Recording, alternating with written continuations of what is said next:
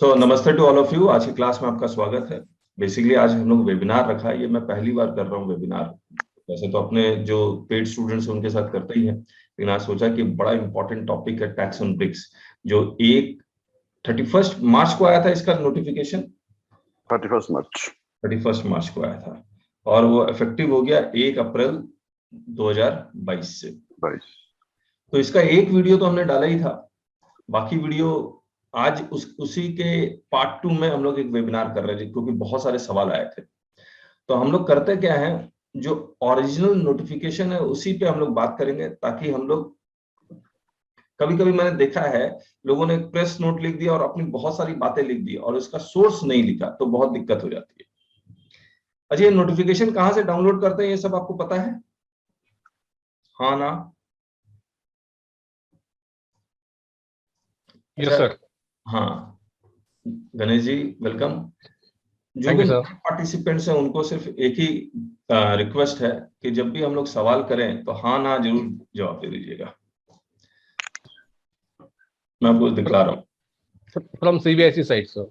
हाँ, एक सीबीआईसी का वेबसाइट है और एक ई गैजेट नोटिफिकेशन है। मेरा यस ये सर। मानना है कि मेरे पास जितनी भी नॉलेज है 100% नॉलेज आपको ट्रांसफर कर दूं, और आपसे कुछ नॉलेज मैं आपसे ले भी पाऊं, तो वो मैं आप खुद ब खुद ले लेता हूं आपसे सवाल कर करके।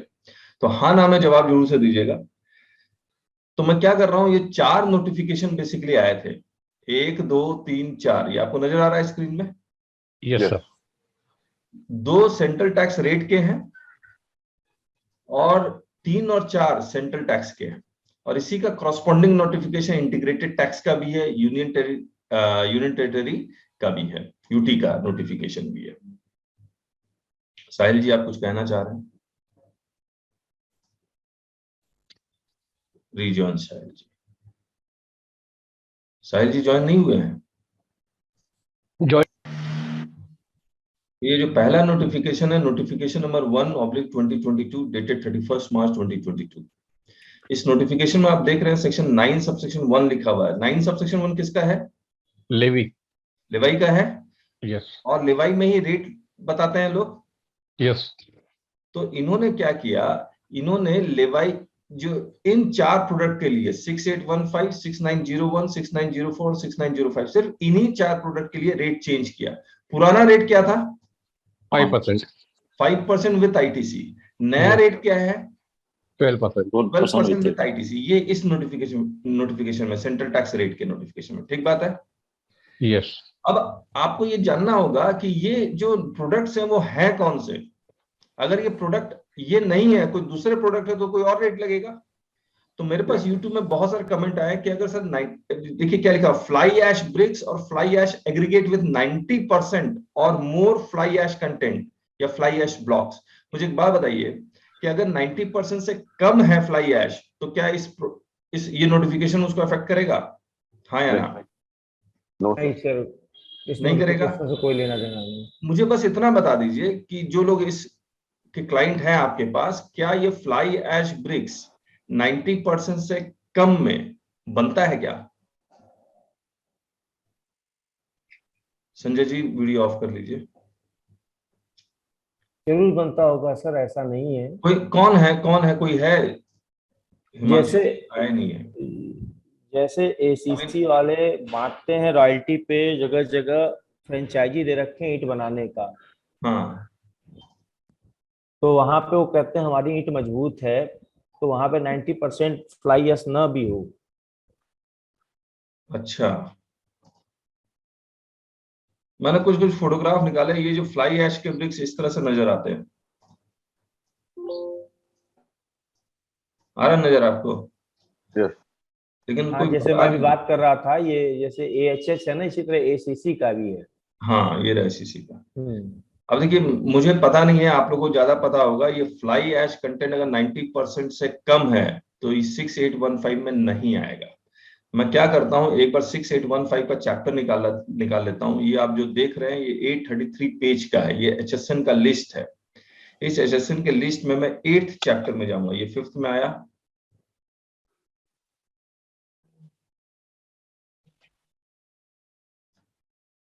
नहीं नहीं, 6th चैप्टर में है ना वो, 6815। ये रहा 6815 68th चैप्टर। क्या है 68th chapter? Articles of stone, plaster, cement, asbestos, mica और similar material, ceramic product, glass and glassware. ये सारे इंटरप्रिटेशन है नोट्स में। ये रेड वाला 1 अप्रैल 2022 से एप्लीकेबल है 6815। मैं जो देखना चाहता हूं वो ये देखना चाह रहा हूं कि 6815 में 90% से कम का क्या अलग से कुछ बनाया है क्या इन्होंने?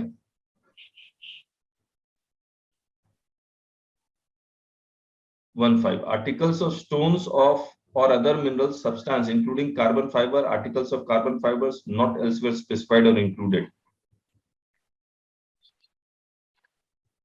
कहाँ है ये? नीचे सर 9910। हेलो सर, हाँ, नीचे है 9910 bricks and tiles of fly ash. इन्होंने तो पूरा ये 6815 ही लिख दिया है। मिसेस में सब भी आ गए।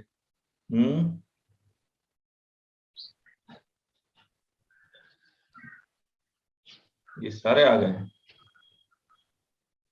लेकिन सारे आएंगे नहीं, क्योंकि उन्होंने डिस्क्रिप्शन में मुझे अब क्या है, HSN के अलावा मुझे अब देखना पड़ेगा GST का, उसमें क्या लिखा हुआ है। जो इनका प्रैक्टिस कर रहा है वो कुछ नहीं बोल रहा।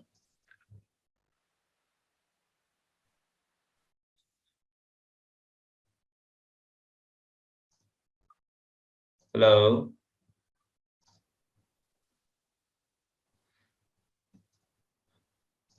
देखिए 6815 जब हम लोग HSN लिस्ट में आए तो 6815 इस तरह से लिखा हुआ, आर्टिकल्स ऑफ स्टोन और of other mineral substance including carbon fibres, articles of carbon fibres and articles of पीट नॉट एल्सवेयर स्पेसिफाइड और इंक्लूडेड। इसके बाद ये सब जो रेड में देख रहे हैं वो 1 अप्रैल 2022 से, सॉरी 1 जनवरी 2022 से एप्लीकेबल में। और इसमें लिखा हुआ bricks and tiles of fly ash. जब हम लोग GST में आते हैं तो GST के रेट्स में देखिए 6815 सिर्फ लिखा हुआ, और इसमें डिस्क्रिप्शन में लिख दिया फ्लाई ऐश ब्रिक्स और फ्लाई ऐश एग्रीगेट विद 90% और more fly ash content fly ash blocks 2.5%। ये पुराना रेट कर दिया हुआ है। इसका सीरियल नंबर है 225B और यहां पर इन्होंने सीरियल नंबर क्या लिखा है 176B। ये नया डालेंगे जो शेड्यूल 2 में जाएगा। शेड्यूल 1 का 2.5% इन्होंने ओमिट किया, 225B, 226, 227 और 228। मैं दिखला देता हूं, ये देखिए, ब्रिक्स ऑफ फॉसिल मिल्स और similar siliceous earth, building bricks and earthen और रूफिंग टाइल्स। ये सब कहां था? ये 2.5% में था। इसको यहां से हटा के शेड्यूल 2 में नया सीरियल नंबर डाल दिया, और वो डाल दिया नंबर कौन सा 176B, C, D और E। और क्या रेट कर दिया 12%। 12%। तो हेलो सर, हाँ, एक बार शेड्यूल 2 में आइए ना सर, 176A क्या था? 176A क्या था? हाँ, क्योंकि उन्होंने B कर दिया इसको सर ना।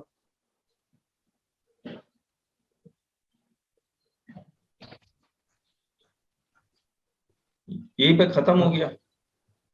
ये देखो ऊपर लिखा सेम लाइम ब्रिक्स और सैंड लाइम्स ब्रिक्स और स्टोन इनले वर्क 176 में। चैप्टर 68, यस, ठीक पकड़ा गणेश जी। पूरा चैप्टर 68 में सैंड लाइम ब्रिक्स और स्टोन इनले वर्क, यानी कि पूरा का पूरा जो HSN था उस पर रेट उन्होंने पहले से ही 12% है। ठीक बात है ना? ये पूरा का पूरा चैप्टर 68 आ गया। इस पे रेट इन्होंने कितना लिखा हुआ है 12%। इसमें से कुछ आर्टिकल्स उठाए जिसको वो 2.5% में डाला हुआ था, उसको भी वो 12% में लेके आ गए। यही मतलब बन रहा है। Yes sir. Hello, yes sir. Yes sir. Yes. ठीक है। अब ये क्लैरिटी नहीं आ रही है कि ये जो fly ash bricks with less than 90% होगा तो भी 12% में है। हेलो, हाँ जी। अगर पूरा का पूरा चैप्टर 68 ही 12% में है तो 90% से ज्यादा हो या कम हो तब भी 12% में ही तो रहेगा, हाँ या ना? Yes, sir. जी जी यस सर। इसको एक बार हम लोग बाद में और डिस्कस कर लेंगे, लेकिन फिलहाल तो यही लग रहा है। ब्रिक्स ऑफ फॉसिल मिल्स और सिमिलर सिलिशियस अर्थ, ये फॉसिल मिल्स का कौन सा होता है? ये मैंने जो गूगल किया, हजारों वर्ष पहले का पशु या पौधे का अंग जो अब पत्थर बन चुका है, जीवाश्म। ये कौन सा ईट होता है? कोई आइडिया किसी को? और सिमिलर सिलिशियस अर्थ, जो मैंने पिक्चर निकाली थी वो निकली नहीं मुझे सर ये अविनाश जी कुछ बोलना चाह रहे हैं आप? नहीं सर। इसमें आप सर ये पत्थर वाली कुछ आइडिया है ये कौन सा ईट होती है? नहीं सर। ओके, रेड ब्रिक्स का sir, only red bricks. Only red bricks. Okay, building bricks, red bricks. जी जी। इसमें आ गया। इसमें भी कितना है? 12%। अर्दन और रूफिंग टाइल्स, ये अर्दन और रूफिंग टाइल्स याद रखिए, घर के अंदर वाला नहीं, छत पे लगाने वाला टाइल्स, ठीक है। और घर के अंदर का टाइल, उसका रेट तो चैप्टर 68 में जाएगा, वो भी 12% ही रहेगा। ठीक बात है। अब मुझे एक बात बताइए, मार्बल वगैरह देखते हैं। मार्बल ये सब में अगर चैप्टर 68 में है तो 12% है या फिर 18% है? That we have to check.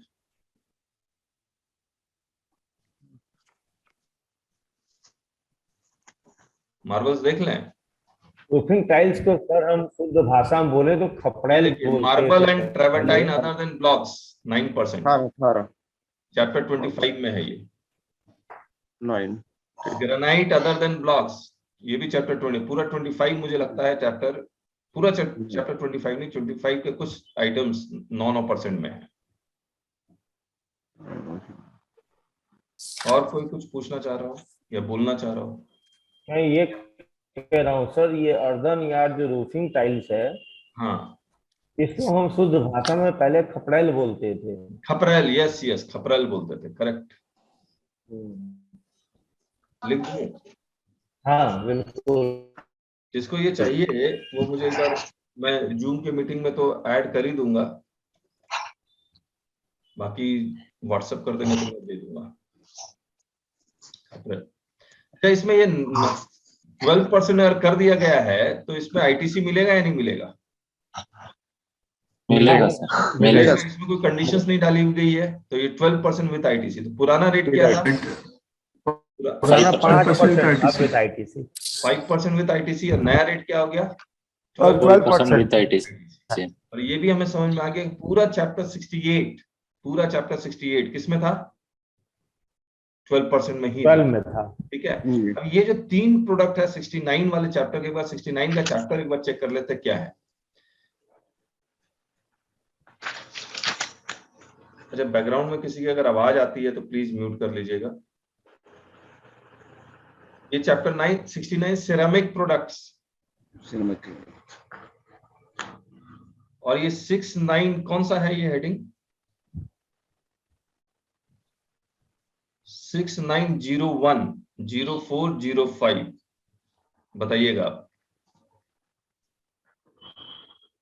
6901 bricks, blocks, tiles and other ceramic goods of silicious fossil mills, for example क्या लिखा हुआ? काइसलेगर, ट्रिपोलाइट और डायटोमाइट, और ऑफ सिमिलर सिलिशियस अर्थ। क्या है ये? कोई आइडिया है किसी को? सर बहुत पहले झौवा पत्थर करके आता था, जन्माष्टमी में जो सजाया जाता था। जन्माष्टमी में सजाया जाता था? हाँ, जन्माष्टमी में नहीं, फवारे उवारे के लिए लोग लगाते थे झौवा पत्थर। पाउडर दिखला रहा है ये, सिलिशियस अर्थ। मैं उसी पे जा रहा हूँ सर। क्या है ये? चुनना तो नहीं। काले रंग के पत्थर नहीं आते थे जो सजावट के काम आते थे जन्माष्टमी में? जन्माष्टमी में नहीं पता मेरे को। ये ट्रिपोलाइट देख लेते क्या है।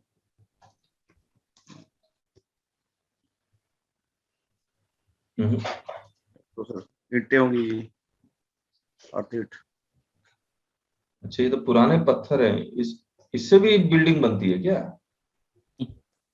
हाँ जी सर, पहाड़ों में जी। सर ये झौवा पत्थर हो गया। झव्वा पत्थर क्या होता है ये? जी हाँ जी।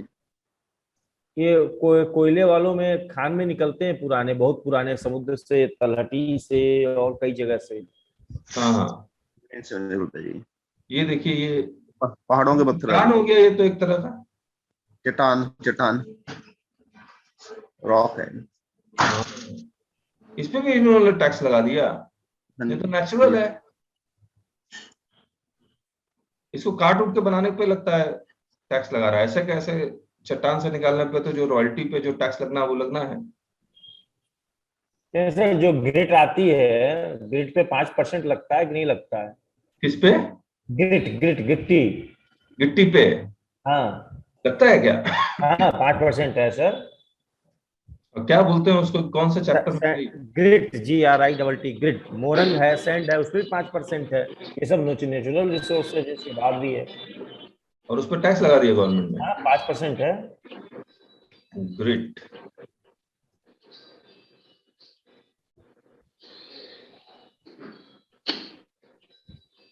हाँ, ये रहा शॉर्ट एंड एंगुलर ग्रेड, ये है।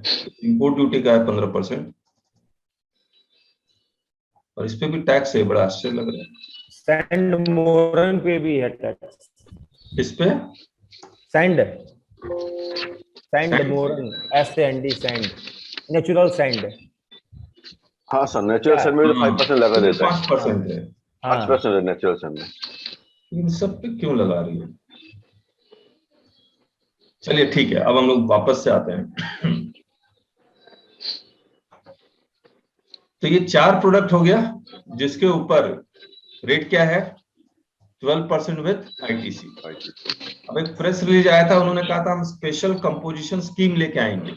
अरे किसी के बैकग्राउंड में कुछ डिस्टरबेंस आ रहा है, प्लीज म्यूट कर लीजिएगा। तो इन्होंने एक स्पेशल कंपोजिशन स्कीम का मतलब वो नहीं है जो कंपोजिशन स्कीम सेक्शन 10 में था, इन्होंने एक रेट ही अलग ले आए, और वो 10(2) है। नोटिफिकेशन नंबर 222 में। अब देखिएगा उन्होंने क्या लिखा है यहाँ पर। कौन सा सेक्शन है? 11 का मतलब exemption, power to grant exemption. यहाँ कौन सा सेक्शन है? सेक्शन 16 16 का मतलब ITC का। ITC। और यहाँ सेक्शन 9 में लिवाई 9 में लेवाई। 9 में कौन सा रेट लगा दिया था इन्होंने सेक्शन 9 के थ्रू? 9 के थ्रू 12% हो गया। 12%। अब ये सेक्शन 11 में क्या करेंगे?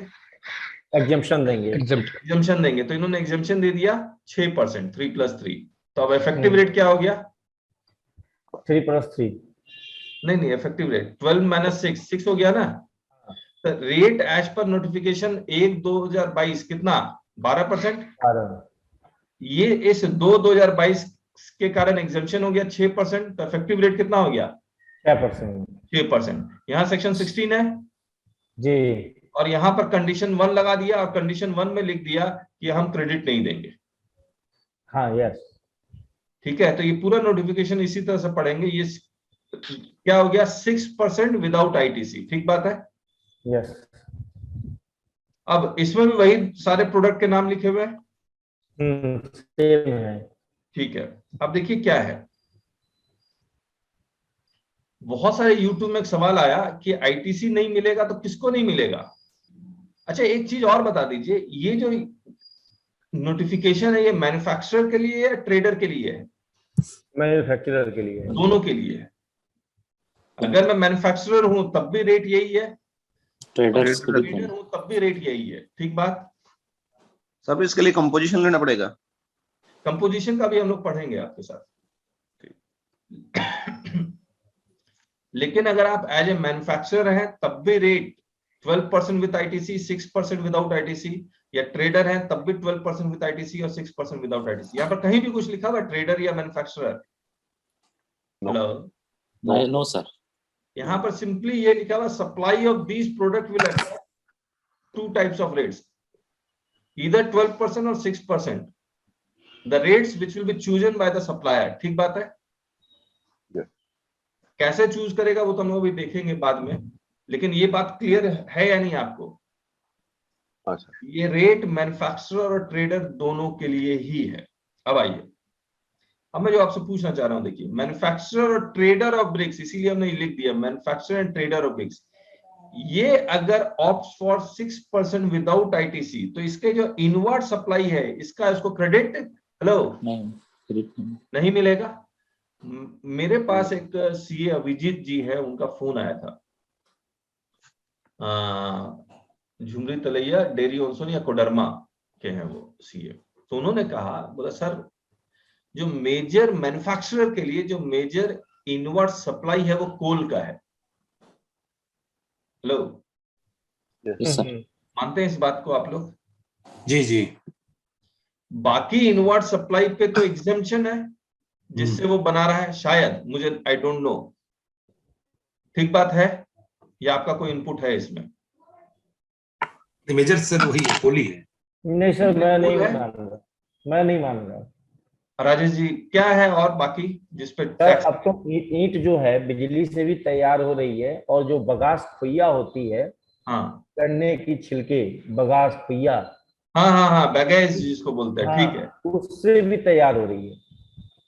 अच्छा, मतलब कोल जरूरी नहीं है? नहीं, कोल से जो ईंट बन रही है वो मजबूत होती है, और जो बिना कोल के बन रही है वो कमजोर होती है।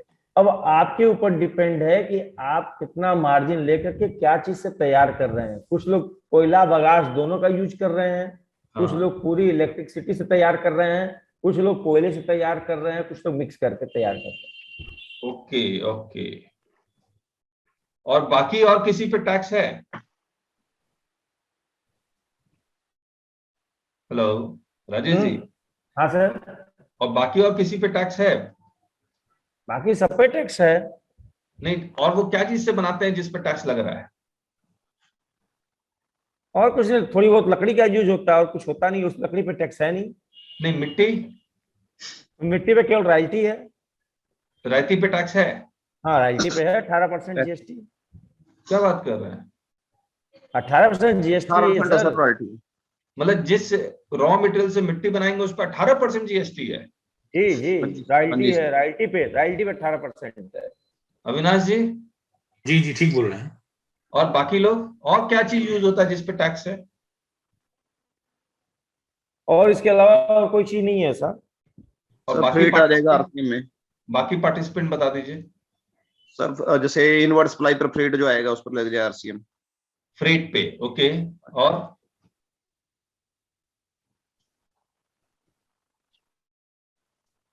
और बता दीजिए।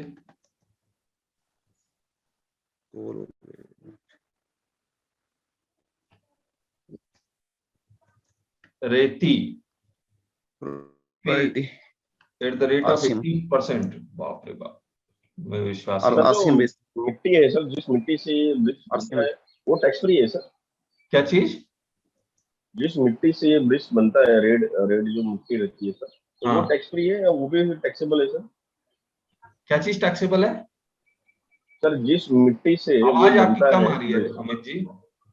सर जिस मिट्टी से ये ब्रिक्स बनता है, मिट्टी सर, हाँ, तो वो भी टैक्सेबल है सर, रॉ मटेरियल मिट्टी। राजेश जी बता रहे हैं, अविनाश जी बता रहे हैं, तो 18% टैक्स है। वो तो रॉयल्टी के ऊपर है ना सर। मिट्टी पे कोई टैक्स नहीं है, वो फ्री है, लेकिन जहां से आप उसकी कटान करेंगे उस पर गवर्नमेंट को रॉयल्टी लेती है गवर्नमेंट, और उस पर 18% टैक्स जीएसटी जमा होता है। लेकिन सर रॉयल्टी और मिट्टी का जो वैल्यू है वो तो अलग अलग रहेगा ना? हाँ बिल्कुल अलग रहेगा। तो मिट्टी पे कोई टैक्स नहीं है। नहीं है ना? नहीं है, रॉयल्टी पे टैक्स है। अगर 1 लाख रुपया मैंने अगर रॉयल्टी दी है तो 18,000 मुझको जीएसटी जमा करना पड़ेगा अंडर आरसीएम। अच्छा, मैंने एज ए मैन्युफैक्चरर मैंने अगर मिट्टी निकालने का काम लिया है तो मुझे रॉयल्टी देना पड़ेगा, उस पर 18% है, यही बात? आरसीएम यस, 18% आरसीएम, क्योंकि गवर्नमेंट का है। अगर मैं एज ए ट्रेडर मिट्टी खरीदता हूं तो उस पर कोई टैक्स नहीं है, ठीक बात है? नहीं। या एज ए मैन्युफैक्चरर मेरे पास वो खदान नहीं है और मैं किसी से मिट्टी खरीदूंगा तो टैक्स नहीं है, ठीक बात है? जी ओके। तो रायती पे टैक्स नहीं है। मुझे बड़ा आश्चर्य हो रहा था, रायती पे टैक्स कैसे है। अब मुझे ठीक है, रायती पे 0% टैक्स है ना, लेकिन रॉयल्टी पे टैक्स है।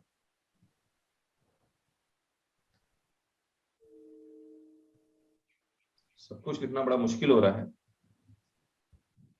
सर। मतलब गवर्नमेंट से कोई लीज लेंगे उस पर है जी रॉयल्टी? यस। हाँ हाँ, वो खदान लीज पे ले लिया इसीलिए, ठीक बात। हाँ जी, हाँ। अपनी लैंड हो तब नहीं लगेगी। अपनी लैंड होता तो नहीं होता, अपनी लैंड होती है क्या? हाँ जी होती है जी, मान लो फैक्ट्री ब्रिक्स बनाने वालों की, वहां से मिट्टी उठा लेते हैं। ये सर स्टेट वाइज ये डिपेंड करना पड़ता है, आपको अनुमति मिलती है या नहीं मिलती है अच्छा, मिट्टी काटने की भी। इन कितनों के बाद अपनी लैंड के में मिट्टी कितना निकाल लेगा? नहीं सर, नहीं होती है, हर आदमी भाड़े पे लेता है, हम्म, 5 साल 4 साल के लिए हर जगह लेता है, उसमें शर्त होती है कितनी मिट्टी आप काटेंगे। ठीक बात है। जिनकी ऊंची जमीनें होती हैं वो जी, अपनी मिट्टी निकलवाते हैं, तो वो अपने लैंड को 4 साल 5 साल के लिए देते हैं, जिसमें कंडीशन होती है 3.5 फीट 4 फीट आप मिट्टी निकालेंगे। 4 फीट की। चलिए, तो ये इनवर्ट सप्लाई जनरली कोल पे सेस एक लग जाता है जो इम्पोर्टेंट है, और ये विदाउट आईटीसी है, ये मैन्युफैक्चरर ट्रेडर और ब्रिक्स, बाकी सब पे फ्रेट पे ये सब पे। तो ये जो इनवर्ट सप्लाई कर रहा है ये मैन्युफैक्चरर ट्रेडर, इसका आईटीसी उसको नहीं मिलेगा, ठीक बात है, ये समझ में आ गया आपको? अब ये मैन्युफैक्चरर ट्रेडर ये इसने ऑप्ट क्या किया है 6% विदाउट आईटीसी, यानी कि 6 आउटवर्ड सप्लाई पे 6%, इनवर्ट सप्लाई पे नो आईटीसी। ठीक, अब ये जो परचेजर जो खरीद रहा है उसको क्रेडिट मिलेगा या नहीं मिलेगा? हाँ या ना? मिलेगा, उसे मिलेगा। मिलेगा। Purchaser can claim ITC if eligible. अब जैसे बिल्डर है वो विदाउट आईटीसी में तो क्रेडिट ही ब्लॉक हो गया उसका, या 17(5) में चला गया ब्लॉकेज ऑफ क्रेडिट, आप बिल्डिंग बना रहे हैं तो क्रेडिट ब्लॉक होता है, लेकिन अगर एलिजिबल है तो उसको मिलेगा, ठीक बात है। अब आइए, अगर ये मैन्युफैक्चरर या ट्रेडर 12% विद आईटीसी ऑप्ट करता है तो सेम चीज यहां भी आएगा। क्या इसको क्रेडिट मिलेगा या नहीं मिलेगा? हाँ, इन सब मिलेगा। क्रेडिट मिल जाएगा। अब ये जो आउटवर्ड सप्लाई करेगा उस पर रेट क्या लगाएगा? 12%। इसका मतलब वो इनवॉइस ही इशू करेगा, बिल ऑफ सप्लाई इशू नहीं करेगा। बिल ऑफ सप्लाई तो 6% में भी नहीं इशू करेगा। हाँ, बिल ऑफ सप्लाई तो कहीं नहीं इशू करेगा, क्योंकि यूट्यूब में तो बहुत सारा कमेंट आया कि सर क्रेडिट नहीं मिल रहा है, क्या मैं बिल ऑफ सप्लाई इशू करूंगा? तो वही क्लैरिटी करने के लिए आउटवर्ड सप्लाई पे टैक्स है तो इनवॉइस ही इशू होगा, बिल ऑफ सप्लाई किसी एंगल से नहीं होगा, चाहे वो 6% में हो या 12% में हो, ठीक बात है। यस। अब मुझे एक बात बताइए, अब ये जो 12% करेगा विद आईटीसी है, तो ये आईटीसी यूटिलाइज कर सकता है 12% को सेट ऑफ करने के लिए? जी हाँ या ना? जी बिल्कुल, यस सर। क्या ब्रिक्स सेल ऑफ ब्रिक्स पे सेस है? नहीं, नो सर। तो जो सेस का क्रेडिट है वो कभी यूटिलाइज नहीं कर पाएगा, वो लैप्स ही करना है उसको, लैप्स टू कर, या फिर ऑटो सिर्फ एक्यूमुलेट होता रहेगा? एक्सक्यूज मी, हाँ, ये जो आप ट्रेडर की बात कर रहे हो इसमें ट्रेडर नहीं होगा, क्योंकि जो काउंसिल की मीटिंग में सिर्फ किल मैन्युफैक्चरर के लिए कहा गया था। नाम बताइए, कौन बोल रहे हैं आप? संजय कटियार। हाँ संजय जी बताइए। ये जो आप कह रहे हैं कि ट्रेडर को 6% का वो नहीं मिलेगा,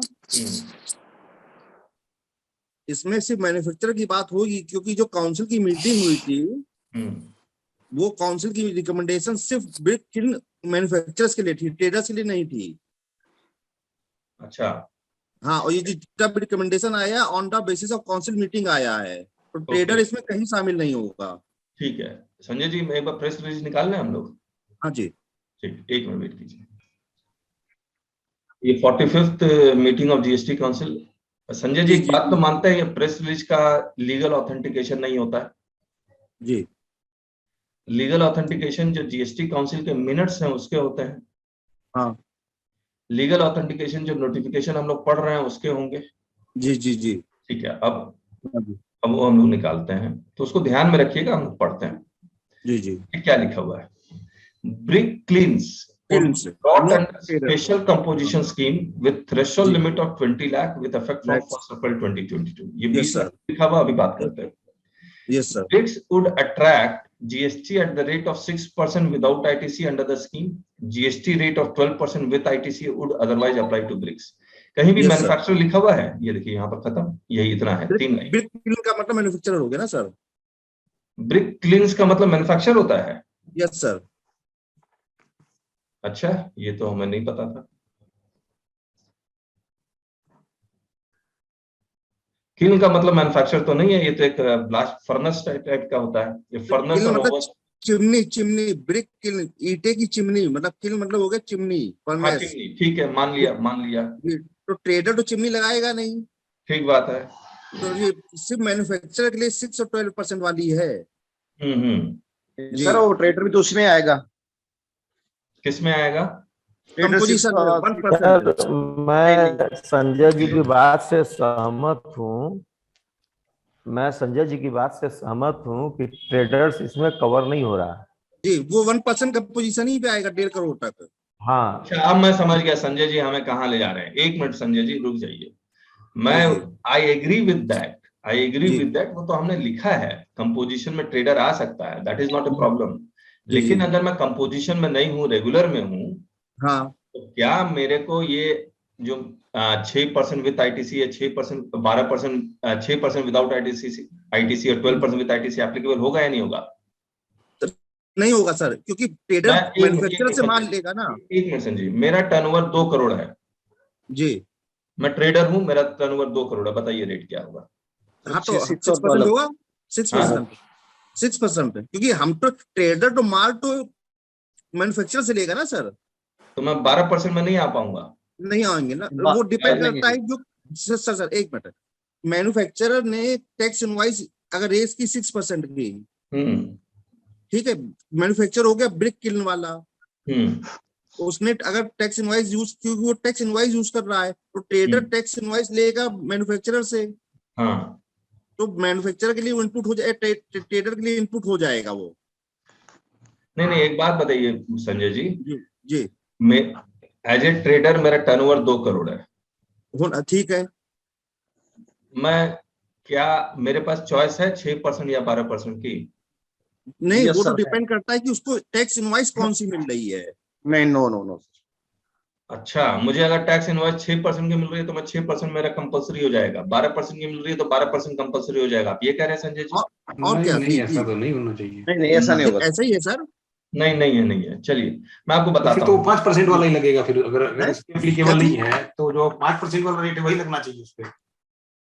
नहीं 6% जब आप टैक्स इनवॉइस 6% यूज करोगे। संजय जी एक काम करते हैं, हाँ, ठीक है, हम लोग एक दूसरे की नॉलेज को रिस्पेक्ट करेंगे और मैं आपसे कुछ बातें बोलता हूँ। देखिए ये नोटिफिकेशन है जी, इसमें कहीं भी ट्रेडर या मैन्युफैक्चरर के बारे में लिखता है? हाँ, वो तो लैंग्वेज स्पेसिफाई नहीं है कहीं, नहीं है, सिर्फ सप्लायर है। मुझे एक बात और दूसरी बता दीजिए संजय जी, पूरे जीएसटी में क्या रेट डिफरेंशिएशन मैन्युफैक्चरर या ट्रेडर के बेसिस पर कहीं भी है किसी भी प्रोडक्ट में? नहीं है जी। यहाँ पर कहीं भी ब्रिक किल्न जो प्रेस रिलीज में यूज किया गया है वो यूज है यहाँ पर? नहीं, यहाँ नहीं है। हम लोग, मैंने आपको शुरुआत में बताया था, अगर प्रेस रिलीज का लीगल ऑथेंटिकेशन कुछ नहीं है जी, तो हम लोग को नोटिफिकेशन को इंटरप्रेट करना है। नहीं, इसमें जो एक मिनट संजय जी, हाँ या ना में जवाब। एक मिनट संजय जी, जब जीएसटी 45 जीएसटी काउंसिल मीटिंग का मिनट्स आ जाएगा, जी, उस मिनट्स में अगर ब्रिक क्लीन यूज किया गया होगा, जी, तब तो इस नोटिफिकेशन को चैलेंज किया जा सकता है कि जीएसटी काउंसिल मीटिंग के रिकमेंडेशन के अकॉर्डिंग नहीं बना है। जी। लेकिन फिलहाल ये जो नोटिफिकेशन आया है, they are not differentiating between manufacturer and trader. तो अगर मेरा टर्नओवर 2 करोड़ है, यानी कि 1.5 करोड़ से ऊपर है, थ्रेशोल्ड लिमिट से ऊपर है, पोजीशन में मैं जा ही नहीं सकता। As a regular I will always have a choice कि मैं 6% विदाउट आईटीसी या 12% विद आईटीसी में जाऊं। मेरा रेट ऑफ टैक्स जिससे मैं परचेज कर रहा हूं वो डिसाइड नहीं करेगा। फिर तो ये तो चेन बन जाएगा ना, ऑफिसर कहां तक पीछे तक जाएगा। तो फिलहाल we don't agree with you, लेकिन आप अपना एक बार ओपिनियन को रखिएगा। हम लोग एक बार थोड़ा सा कंपोजिशन में जब 4 नोटिफिकेशन आएंगे ना, तो वहां पर एक बार और इसको डिस्कस करेंगे। Okay sir. अब आइए सर, एक चीज और ऐड करना था इसमें सर, कि जो एचएसएन रहता है वो मैन्युफैक्चरर के लिए, ट्रेडर के लिए, सभी के लिए सेम रहता है सर। वो ट्रेडर के लिए अलग और मैन्युफैक्चरर के लिए अलग नहीं है सर। करेक्ट। चलिए, अच्छा अब हम लोग कहाँ थे?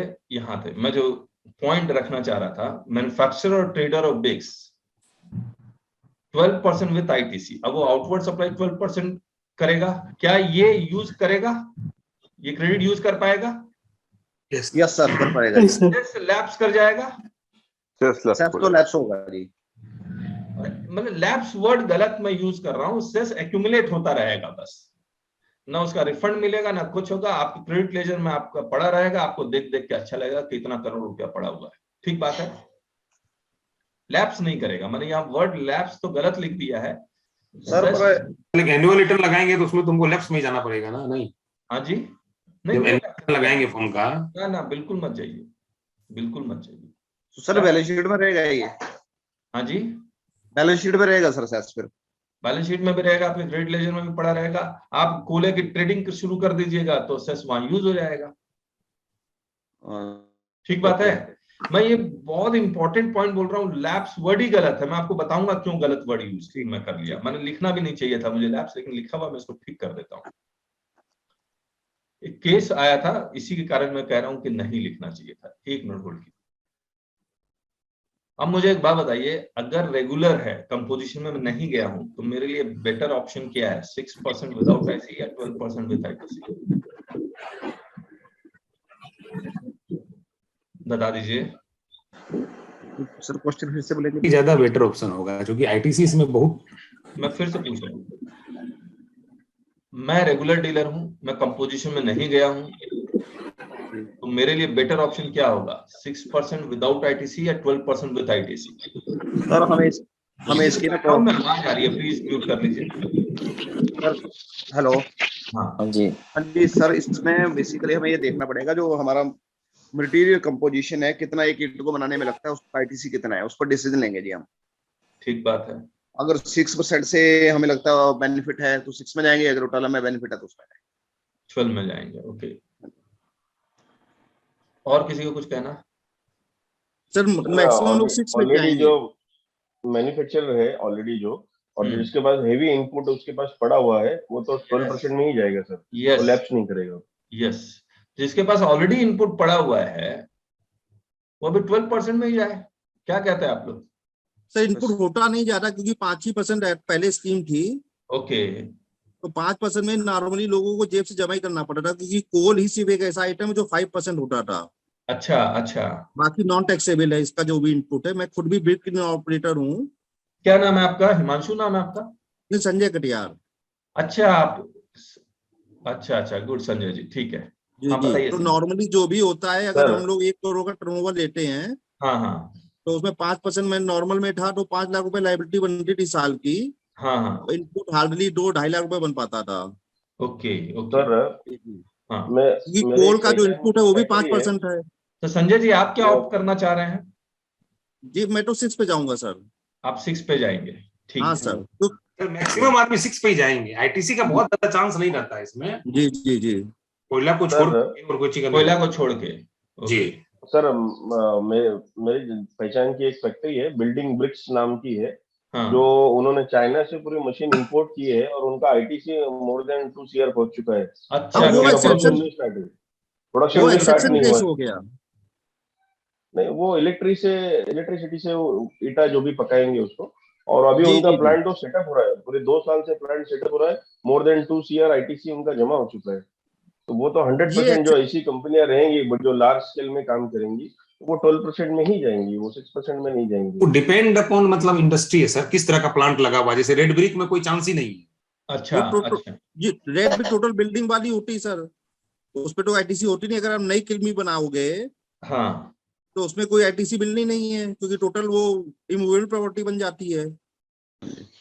करेक्ट। मैं वही हमने लिखा भी है। क्या परचेजर आपको फोर्स करेगा आप 12% में या 6% में आया? नहीं, तभी परचेजर को तो सर 6 भी मिलेगा, 12 भी मिलेगा।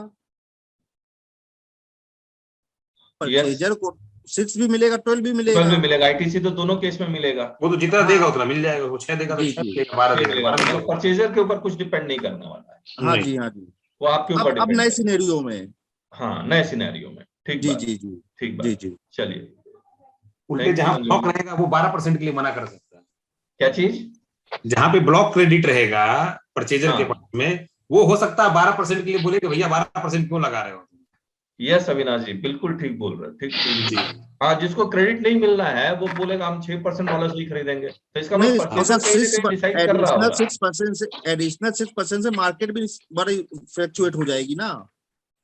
हाँ, जैसे 7,000 पर रुपीस ब्रिक है यहाँ पे कानपुर में। हाँ, ठीक है, अब उसमें अगर हम 12% पे जाते हैं तो 840 रुपीज जीएसटी बन जाएगी। हाँ। अगर 6% पे जाएंगे तो 420 बनेगी। तो मार्केट में भी बड़ा फर्क पड़ जाएगा रेट के हिसाब से। संजय जी, ये मुझे एक बात बताइए, मैं ढूंढ रहा हूँ उसका आंसर। ये 5% से 6 और 12 में लाने की क्या जरूरत पड़ी उनको? क्या हो रहा था इंडस्ट्री में कि गवर्नमेंट ने ये सिर्फ अननेसेसरी कोई वही एसी रूम में बैठ के प्लानिंग हो रही है। अच्छा, जी, प्रैक्टिकल में इसका कुछ भाई 5 और 6% में कोई एंटर ही नहीं ना साहब।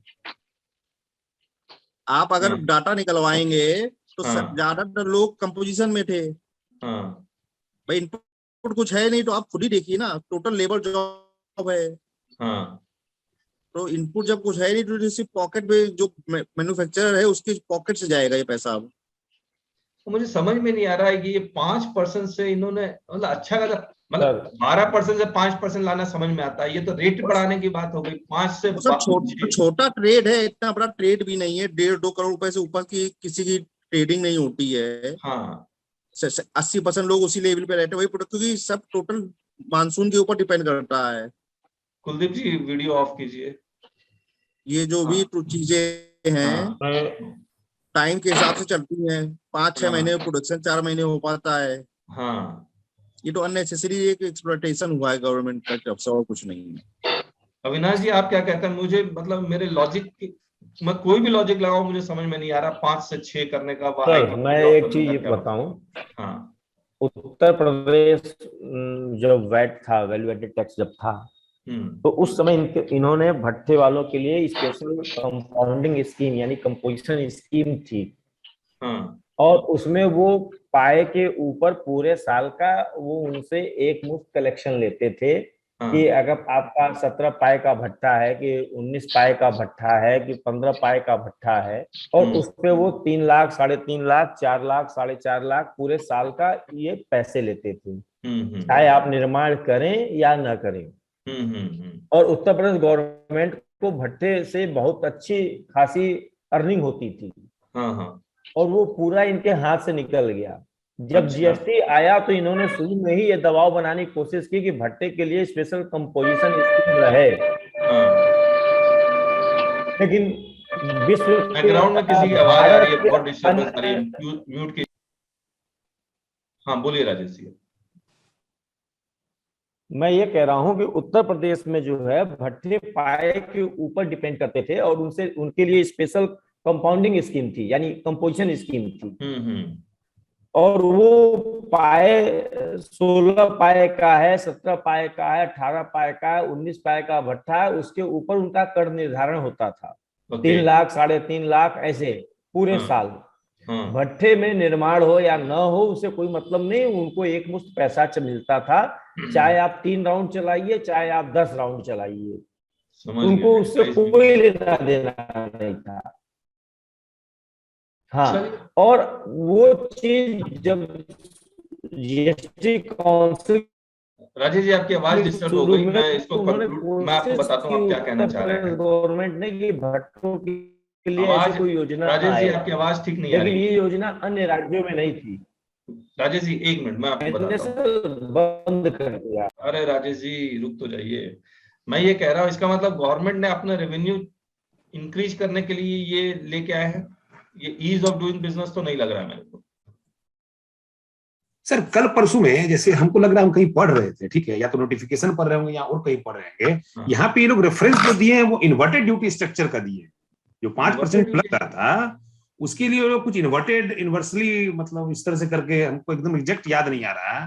तो हो सकता है कि बड़ा प्लांट में आईटीसी जो है, हम लोग तो छोटे प्लांट के बारे में बात कर रहे हैं ना, तो बड़ा प्लांट में हो सकता है कि आईटीसी का मतलब वो जो मतलब रेट ज्यादा होगा, तो वो चक्कर भी हो सकता है, एग्जैक्ट नहीं समझ। हाँ ये that I agree, that is a valid point कि इन्वर्टेड ड्यूटी स्ट्रक्चर को ठीक करने के लिए। लेकिन मैं आपको बता दूं संजय जी, जब भी इन्वर्टेड ड्यूटी स्ट्रक्चर के कारण रेट को ऊपर नीचे किया जाता है तो गवर्नमेंट बोलती है प्रेस रिलीज में बोलती है कि why we are doing this because of inverted duty structure. जितने बार वही हम बोल रहे हैं कि कहीं पढ़े हम कल परसों में हम मैं आपको बताता हूँ, आपने जो पढ़ा है वो किसी पर्सनल जीएसटी जो ऑथर है, एक्सपर्ट है, उनका ओपिनियन पढ़ा होगा जी, हो सकता है। लेकिन मैं बता रहा हूं कि गवर्नमेंट खुद बोलती है कि मैं इस रेट को ऊपर नीचे इसलिए कर रहा हूं because of inverted duty structure. अच्छा, यहाँ गवर्नमेंट की तरफ से कोई वक्तव्य नहीं आया है कि ये किस कारण किया गया है। जी जी सर, हेलो, हाँ बोलिए सर। इसमें जैसे सरकारी बिल्डिंगें बनती है उसमें मतलब चार्जेस बहुत ज्यादा होते हैं ना, 18% जीएसटी। अच्छा, उसमें सर उसको आईटीसी मतलब कम मिलता होगा। चलिए अब तो केस वर्क करने लगे हम लोग, लेकिन आइए वापस ये थर्ड नोटिफिकेशन देखिए सेंट्रल टैक्स का। इसमें इन्होंने देखिए, अच्छा यहाँ क्या लिखा हुआ है, सेक्शन बताइए। 23 ये किसका सेक्शन है? 23 कंपलसरी है क्या? रजिस्ट्रेशन का? नहीं सर, ये रजिस्ट्रेशन में है जिनको रजिस्ट्रेशन की जरूरत ना हो। हाँ, जिसको जीएसटी की जरूरत ना, और मैं आपको दिखलाता हूँ, ये हमारी किताब में दिखला रहा हूँ आपको, रुकिए। ये 23 सबसेक्शन 2 का ये नोटिफिकेशन आया जहां पर 40 लाख का लिमिट था। 11 नंबर देख रहे हैं आप, 11 नंबर, ये 11 नंबर क्या है? 3/2022, नहीं सॉरी 10/2019, ये वाला है ना। अब देखिए 10/2019, यही ये 10/2019 कोट किया हुआ है। अब मैं आपको समझाता हूं क्या है। इन्होंने कहा कि अगर आप एक्सक्लूसिवली सप्लाई ऑफ गुड्स कौन सा इंट्रा स्टेट करेंगे तो आपकी जो लिमिट कितनी होगी? 40 लाख। लेकिन कुछ प्रोडक्ट को उन्होंने एक्सक्लूड कर दिया, कुछ गुड्स को एक्सक्लूड कर दिया। कौन से गुड्स एक्सक्लूड किए थे? 1, 2, 3 इनको बोला इनकी लिमिट हम 40 लाख नहीं करेंगे, इनकी लिमिट हम लोग कितना रखेंगे? 10 लाख या 20 लाख। ठीक बात है, 20 लाख 10 लाख या 20 lakh depending upon the state. इन्होंने वो 4 प्रोडक्ट और ऐड कर दिए वही वाले। तो अब ये अगर इंट्रा स्टेट करते हैं एक्सक्लूसिवली ऑफ गुड्स का तो लिमिट कितना हो गया? 20 लाख 20 लाख 10 लाख 20 लाख। समझ में आया आपको? इसका मतलब ये हो गया कि पहले, अब आप समझिए कैसे कैसे आपको क्लाइंट को हैंडल भी करना है।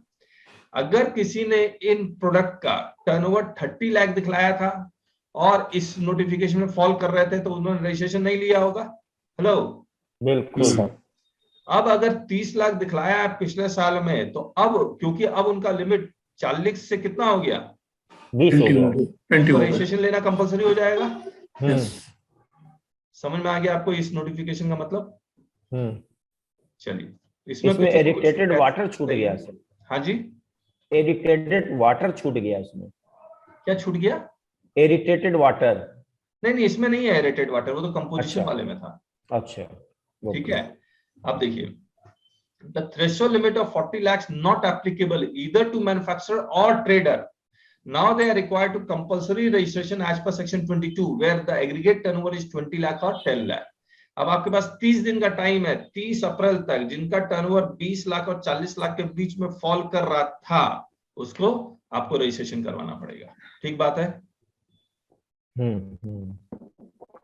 अब आते हैं कंपोजिशन में, जहां पर अब ये कौन सा सेक्शन है? सेक्शन 10 किसके लिए है? कंपोजिशन के लिए। ठीक है। अब इसमें देखिए क्या लिखा हुआ है। ये नोटिफिकेशन 14/2019 निकालेंगे आप तो उसमें 3 प्रोडक्ट लिखे हुए थे, मैं आपको दिखलाता हूं।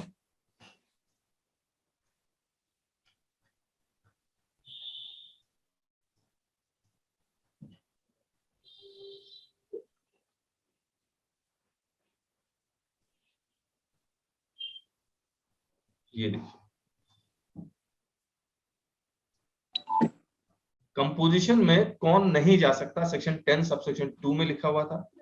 और उसमें ये लिखा हुआ था कि ये जो 4 प्रोडक्ट में डील कर रहे हैं वो कंपोजिशन में नहीं जा सकता एज ए मैन्युफैक्चरर। ठीक है। तो अगर आप मैन्युफैक्चरर ऑफ आइसक्रीम है, पान मसाला, एरेटेड वाटर है या सेक्शन 9(4) है, टैबेको सब्स्टिट्यूट है, एक बार मुझे बोल दीजिए, तो आप कंपोजिशन में नहीं जा सकते। क्लियर हो गया? इन्होंने इसके आगे ये 4 प्रोडक्ट और ऐड कर दिए। एज ए मैन्युफैक्चरर आप कंपोजिशन में नहीं जा सकते, ठीक बात है। एज ए ट्रेडर आप जा सकते हैं। अब मुझे एक बात बताइए, if you are a manufacturer और आपका टर्नओवर 25 लाख है तो क्या आप कंपोजिशन में जा पाएंगे? ना। तो आपको कहां जाना पड़ेगा? रेगुलर में। रेगुलर में आपको चुनना पड़ेगा ऑप्शन 6 या 12। 6 या 12 करेक्ट है। अगर आप ट्रेडर हैं और आपका टर्नओवर 25 लाख है तो आपको रजिस्ट्रेशन करवाना जरूरी, कंपलसरी है। क्या आप कंपोजिशन में जा पाएंगे? यस। और कंपोजिशन में गए एज ए ट्रेडर आपको रेट क्या देना पड़ेगा? 1%। आईटीसी विदाउट आईसी आईटीसी मिलेगा नहीं और सामने वाला आपसे क्रेडिट क्लेम नहीं कर पाएगा, ठीक बात है जी। अब हमने क्या किया, ये सारी बातें हमने लिखी है, देखिए। अब मुझे बताइएगा, अच्छा जो ऑलरेडी कंपोजिशन में है मैन्युफैक्चरर या ट्रेडर, अगर मैन्युफैक्चरर ऑलरेडी कंपोजिशन में है तो क्या करना पड़ेगा? उसे ऑप्ट आउट करना पड़ेगा। ऑप्ट आउट करके कहां जाना पड़ेगा? रेगुलर में। रेगुलर में और उसको ऑप्ट करना पड़ेगा 6% या 12%, ठीक बात है। अभी 6 और 12 की कोई व्यवस्था पोर्टल पे भी नहीं है। हाँ वो अभी बात करते हैं। हाँ।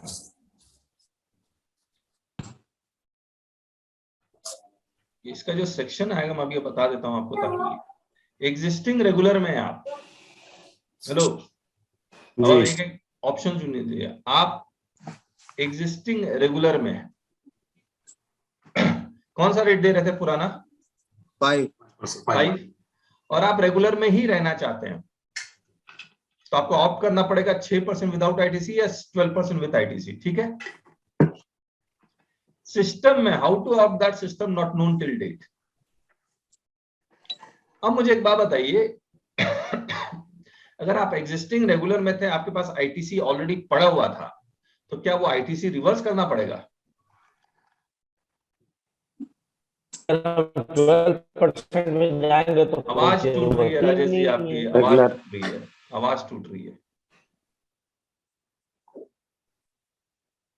मैं फिर से पूछ रहा हूं आपसे, आप एग्जिस्टिंग रेगुलर में हैं और आप 6% विदाउट आईटीसी में शिफ्ट करते हैं, तो क्या आपके पास जो ऑलरेडी आईटीसी पड़ा हुआ है, अगर पड़ा हुआ है, तो क्या आपको आईटीसी रिवर्स करना पड़ेगा? रिवर्स करने का क्या दरकार है सर? रिवर्स करने की जरूरत नहीं है, आईटीसी तो हमको मिलेगा ही नहीं।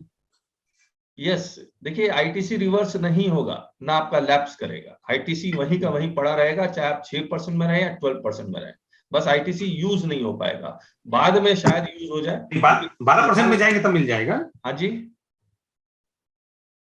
क्या कह रहे हैं अविनाश जी? 12% में जाएंगे तब मिल जाएगा। हाँ नहीं, मैं ये कह रहा हूँ 6% में भी आप जाते हैं तो मिल जाएगा ना सर। आपको रिवर्स करने की जरूरत नहीं है, ठीक है जी। No need to reverse ITC. Let that ITC be remain as it is. और शबनम पेट्रोफिल्स में गुजरात हाई कोर्ट ने कहा कि ITC shall not lapse। मैं आपको ये केस लॉ दिखाता हूं उनकी।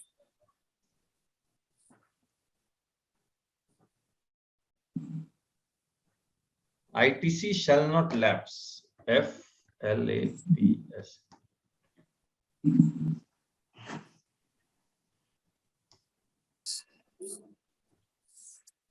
गवर्नमेंट ने एक नोटिफिकेशन निकाला था, ये नोटिफिकेशन नंबर था 20/2018 और इसमें गवर्नमेंट में लिख दिया था कि उन्होंने भी रेट को चेंज किया। देखिए, nothing contained this now shall apply to ITC accumulated on supplies this in respect of the said goods, the accumulated ITC lying unutilized in balance after payment of tax for up to the month of July on the inward supply received up to this shall lapse। ये notification मैंने पढ़ा, फिर Gujarat high court ने शबनम पेट्रोफिल में कहा कि government के पास power ही नहीं है किसी भी आईटीसी को लैप्स करने का। आईटीसी उसके पास पड़ा रहेगा, लैप्स नहीं होगा, और पड़ा अगर रिफंड मिलता तो रिफंड मिलेगा, नहीं तो वो एज इट इज पड़ा रहेगा। ठीक बात है सर। कल को फिर इसमें 6 से 12 पर जाना हो जा सकते हैं, लग तो रहा है अभी। दूसरी बात मैं आपको एक बात बता दूं, 1 मिनट होल्ड कीजिए। यहां पर कहीं भी लिखा हुआ ITC shall be lapse, notification number 1 में, 2 में, 3 में, 4 में, कहीं भी लिखा हुआ है। लेकिन शबनम पेट्रोफिल के इस notification number 20/2018 central tax rate में नोटिफिकेशन में लिखा ITC शैल लैप्स, लेकिन हमारे इस नोटिफिकेशन में कहीं नहीं लिखा हुआ है। बात समझे आप? आपको एक सवाल कर रहा था, प्लीज पूछिए। नाम बताइएगा आप अपना। विश्वदीप ठाकुर सर, उन्ना हिमाचल। ठाकुर पुणे, ओके बताइए। उन्ना सर, उन्ना हिमाचल। अच्छा, उन्ना हिमाचल, हाँ बताइए बताइए। अच्छा, सर जैसे क्लास ली हुई है ना हमारी इसमें सर, हमारे पास जो 6% का ITC है, जैसे आपने बोला लैप्स नहीं करे, बुक्स में पड़ा है हमारे पास। हाँ, हम 12% में जब जाएंगे उसको ले सकते हैं, फिर से क्लेम कर सकते हैं। लग तो यही रहा है। जी डेफिनेटली, बिल्कुल लग रहा है। बाकी लोग ओपिनियन दे दीजिए। अविनाश जी, राजेश सर, जी। बिल्कुल सही है सर, ले सकते हैं, ठीक है। ले सकते। ये लिख दिया। अब एग्जिस्टिंग इन कंपोजिशन मैन्युफैक्चरर, बहुत सारे मैन्युफैक्चरर पहले कंपोजिशन में रहे होंगे। संजय जी? जी जी यस सर। आप कंपोजिशन में थे या रेगुलर में थे? मैं रेगुलर में था सर। आप रेगुलर में थे, चलिए। तो आप अगर रेगुलर में थे तो आप यहाँ पर या तो 6% या 12% में आएंगे, ITC लैप्स करने की जरूरत नहीं है, ठीक बात है? जी जी जी जी। अविनाश जी, आपके क्लाइंट? सर रेगुलर में भी है, कंपोजिशन में भी है, दोनों ही। कंपोजिशन में मैन्युफैक्चरर है या ट्रेडर है? नहीं, मैन्युफैक्चरर है सर। मैन्युफैक्चरर है। अब उनको क्या करना पड़ेगा आपको? अब तो रेगुलर में उनको करना पड़ेगा, तो कंपोजिशन से बाहर निकालना पड़ेगा उनको। सर एक चीज हो रहा है, अब हम आगे होगा पता है सर, 10-2A वाला तो इसके लिए एप्लीकेबल हो जाएगा। हाँ, ये अच्छा हुआ आपने पूछ लिया जी। 10-2A एप्लीकेबल होगा, होना चाहिए सर, क्योंकि वहां इसके लिए जब इस नोटिफिकेशन के मना कर रहा है, ये ई नंबर पॉइंट के लिए वो मना कर रहा है ना कि ये वाला उसमें नहीं जा सकता है। ठीक बात है। इसका मतलब उसमें जा सकता है, 10-2A में। बताइए राजेश जी। तो सर टर्नओवर लिमिट चला तो जाएगा, लेकिन उसके थ्रेशोल्ड लिमिट तो 85 लाख है। 85 लाख है, 50 लाख है, 50 लाख। 50 लाख। लेकिन सर मैं आपको प्रैक्टिकल बताऊं, कोई भी ऐसा ब्रिक्स वाला नहीं है जिसकी मैन्युफैक्चरिंग 1.5 करोड़ रुपए से नीचे होती हो। अच्छा, आप उसमें कितने पाए हैं ना, और कितने राउंड चलता है, उससे कैलकुलेट कर लें। हाँ, कम से कम अगर कोई भी भट्ठा है तो वो 4 राउंड 5 राउंड से कम नहीं चलता। हाँ सर ये लोग खाते नहीं है, खाते नहीं, मैं यही कह रहा हूँ सर।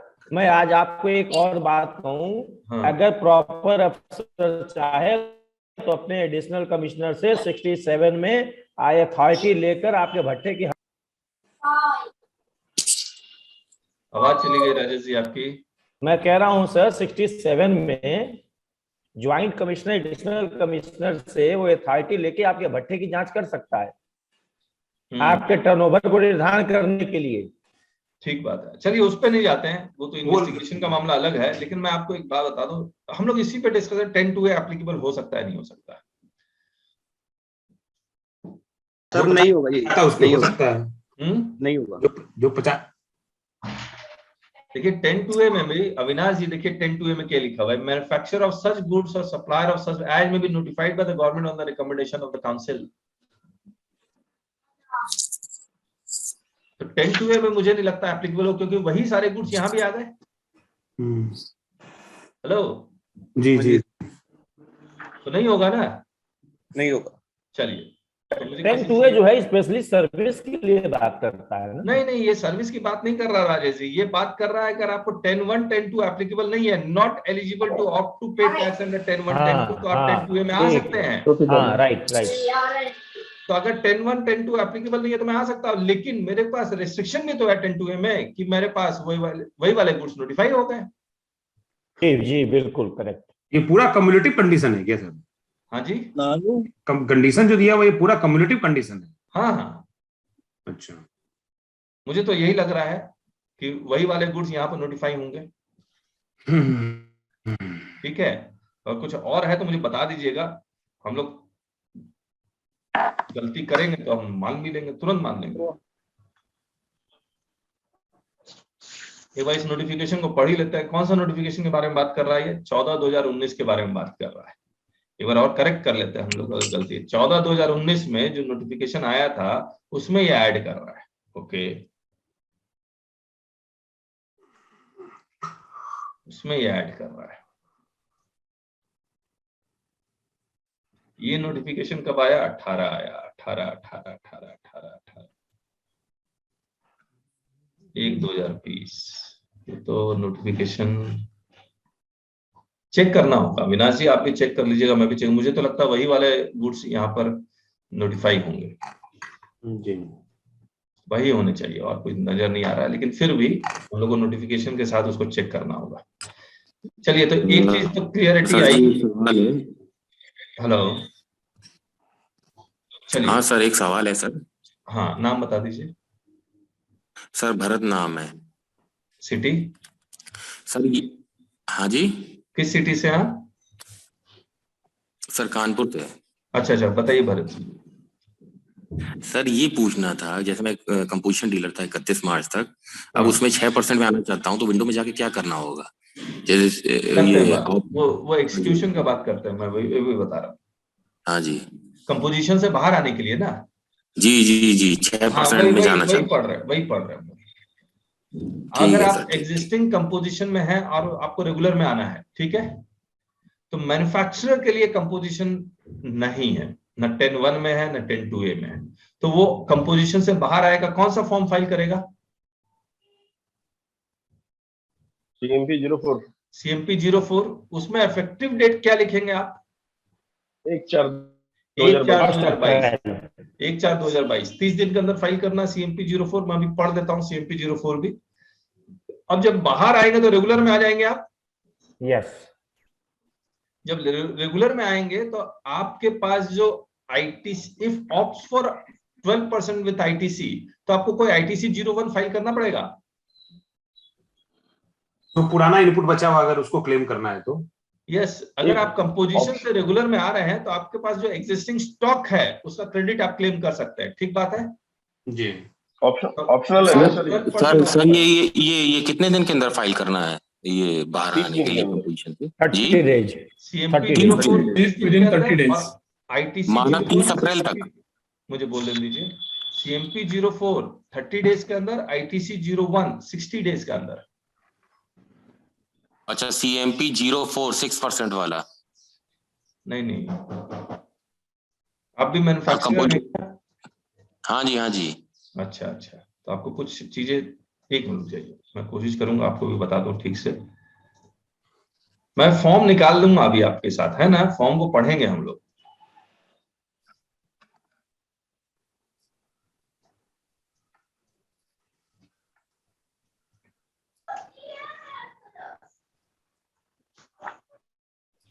सेक्शन पढ़ लीजिएगा। वैसे मैंने नोटिफिकेशन में लिखा हुआ है सेक्शन कौन सा है, कहाँ लिखा हुआ है? अरे यहाँ लिखा था हमने,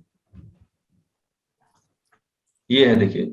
CMP 04 ITC 01 रूल 6 नहीं, ऑटो विड्रॉल नहीं, वॉलंटरी विड्रॉल रूल 6(3). ठीक है, और इसका पूरा कहानी कहाँ लिखा हुआ है? सर 16.11। क्या चीज?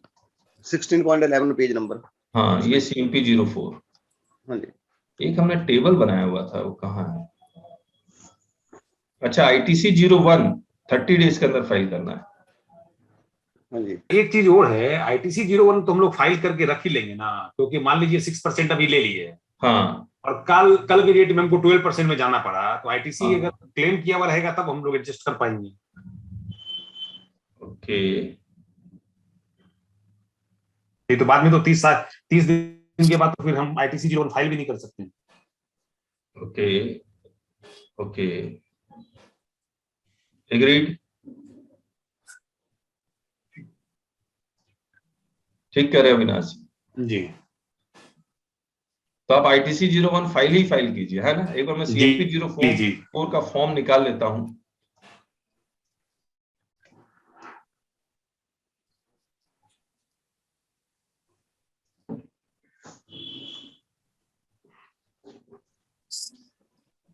Forms.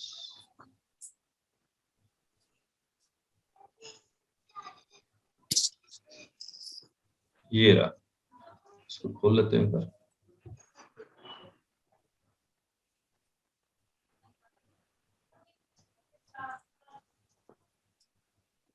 Intimation application for withdrawal from composition scheme, category of registered person manufacturer है, टिक लगा दीजिएगा।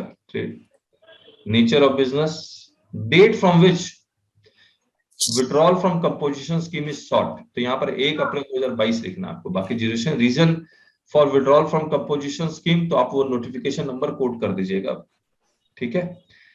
और यहाँ स्टॉक स्टेटमेंट में भी furnish separately for availing ITC. Sir ये नोटिफिकेशन नंबर क्या है सर? सर कहाँ से देखते हैं ये? क्या चीज? ये फॉर्म? हाँ जी, नोटिफिकेशन नंबर कहाँ से देखते हैं जो रीजन फॉर विड्रॉल में एंटर करना है? नहीं, आप जीएसटी पोर्टल में जाके CMP 04 देख लीजिएगा। नहीं सर, उसमें नोटिफिकेशन नंबर सर ये कौन सा है जिसमें ये नया रूल आया है? 1, 2, 3, 4 है 2022 का। आपने अभी ज्वाइन किया क्या आपने? सर हाँ सर, मैंने आधा घंटा हुआ है। ओके, ये हम सारा आपको भेज देंगे अभी जूम में। ये 1, 2, 3, 4 है। ठीक है सर, ठीक, थैंक यू सर। ठीक है, जो CMP 04 आप खोले थे, हाँ, हम वहां पे देखिए तीसरे या चौथे नंबर पे, हाँ, वो यहाँ पे वो लिख रहा है नोटिफाइड बाय द गवर्नमेंट, इसी पे टिक करना होगा।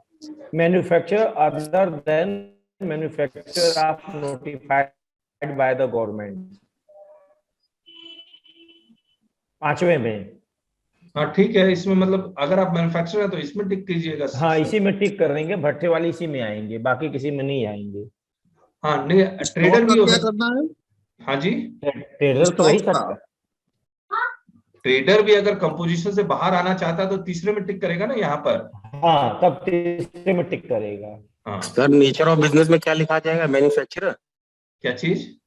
सर नेचर ऑफ बिजनेस में क्या लिखा जाएगा फॉर्म में? लिखिए आप मैन्युफैक्चरर ऑफ कौन सा ब्रिक्स आप?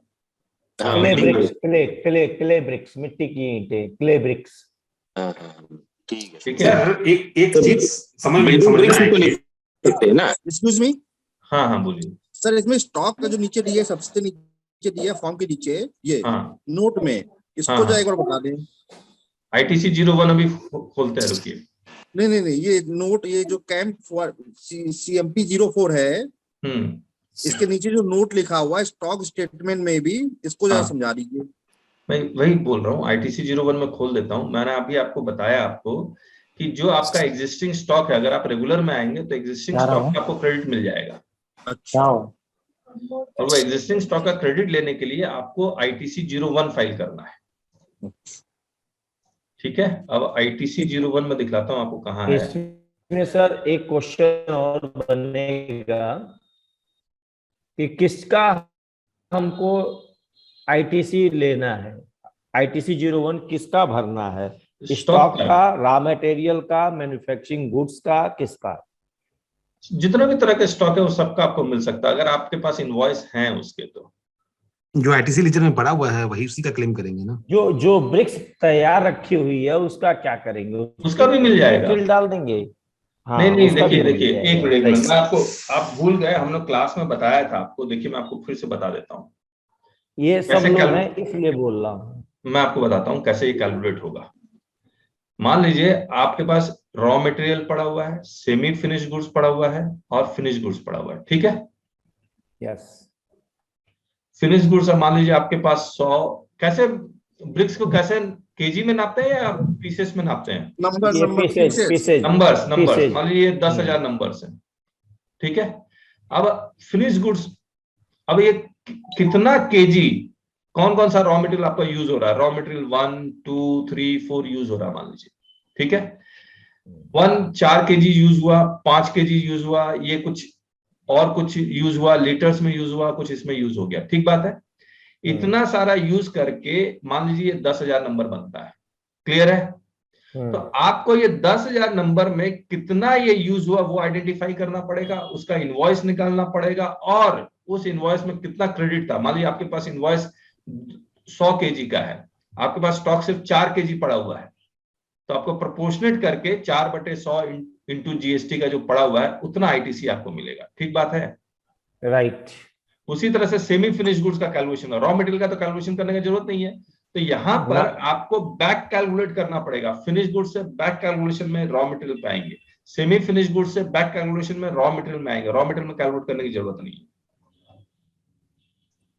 ये आपको, ये जो आपको यहां पर टिक करना है वो 18(1)(c) टिक करना है। यस, मैं 18(1)(c) आपको दिखला देता हूं। एक्ट में गया, 18 में गया, C, where any registered person ceases to pay tax under section 10, he shall be entitled to take credit of input tax in respect of inputs held in stock, inputs contained in semi-finished goods or finished goods held in stock, and on capital goods का भी मिल जाएगा, on the day immediately preceding the date from which he becomes liable to pay tax under section 9, यानी कि 31 मार्च को 2022 को जितने भी stock या कैपिटल गुड्स आपके पास पड़े हुए हैं उसका क्रेडिट आप ITC 01 फाइल करके ले सकते हैं। Provided that the credit on capital goods shall be reduced by such percentage points as may be prescribed. Capital goods आपका अगर 2 साल पुराना है तो अब 2 साल का 5% पर क्वार्टर के बेसिस पर ITC रिड्यूस कर लीजिए, फिर जो बचा हुआ ITC आपको मिलेगा। ठीक बात है? यस। इसमें एक जगह ये भी लिखा हुआ कि आपके पास इनवॉइस 1 साल से ज्यादा पुराना नहीं होना चाहिए। कहां लिखा? बिल्कुल बिल्कुल। कहां लिखा हुआ ये रहा, registered person shall not be entitled to take ITC under subsection 1 में गए तो ABCD सारा आ गया। In respect of any supply of goods or services or good to him after the expiry of 1 year from the date of issue of tax invoice relating to such supply। तो मैं जो यहां पर आपको बता रहा था कि बैक कैलकुलेशन कीजिए, रॉ मटेरियल आइडेंटिफाई कीजिए, प्रोपोर्शनेट कीजिए और उसका इनवॉइस भी चेक कीजिए। ठीक बात? यस। कैपिटल गुड्स में भी 1 साल होगा जी? 2 साल है सर कैपिटल गुड्स में ना। क्या चीज? कैपिटल गुड्स में? कैपिटल गुड्स में 2 साल है ना सर इनवॉइस का? हाँ जी शायद ना, वहां भी 1 साल है कैपिटल गुड्स में। 1 साल ही आएगा ना सर कैपिटल गुड्स में भी? 2 साल। ठीक है, नीचे में लिखा। अब आइए, मैं वापस आता हूं। एक सर्कुलर भी निकाला था उन्होंने 77/51/2018, इसको भी पढ़ लीजिएगा। मैं सर्कुलर आपको दिखला देता हूँ। 77 ये किताब में हमने कैलकुलेशन। जो रेगुलर में है, जो 5% अभी दे रहे हैं, उनको तो फिर कुछ करना नहीं है।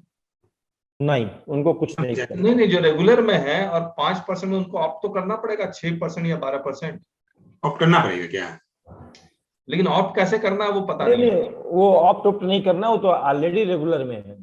नहीं, रेगुलर में भी तो 6% या 12% वो तो सोचना पड़ेगा ना उनको। जी सर, बट उनको ऐसा तो होगा नहीं ना कि इस महीना 6% चलेगा, अगले महीना 12 महीने चलेगा, ऐसे थोड़ी। नहीं, ऐसा नहीं होगा, ऐसा नहीं होगा। मैं एक बात और बता देता हूँ, हमने पिछले यूट्यूब में भी डिस्कस किया था कि एक वर्ड है थेंसफोर्थ।